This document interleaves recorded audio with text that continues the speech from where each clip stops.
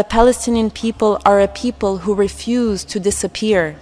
And your nuclear threats and your bombs and your tanks and your bulldozers will never break the Palestinian people's will to be free and to live in the dignity and peace to which all people are entitled.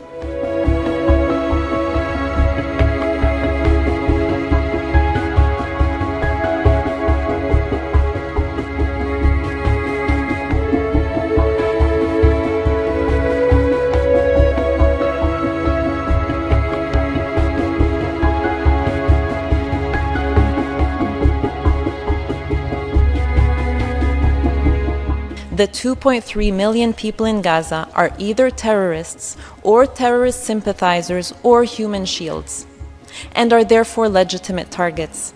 Every person, according to Israel, falls into one of these three categories: a child, a journalist, a doctor, a UN staff, a newborn baby in an incubator. And so, according to Israel, it can kill them and then have the audacity to come to this room and tell the world with a straight face, we are acting in accordance with international law.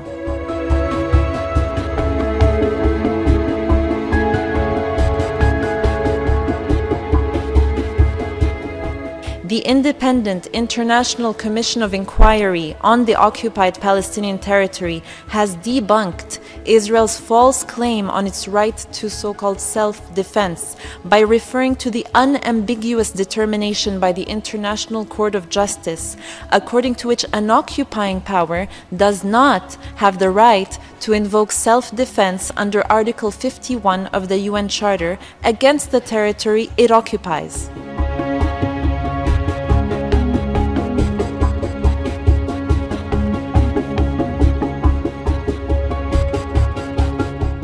Mr. Chair, the United States does not get to pretend that it stands with the Palestinian civilians in Gaza.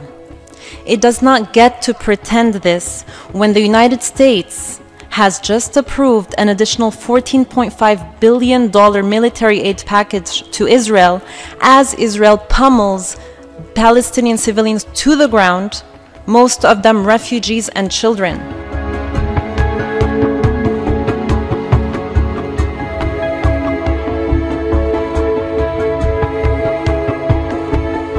The ongoing situation stems from decades-long occupation and denial of the right to self-determination.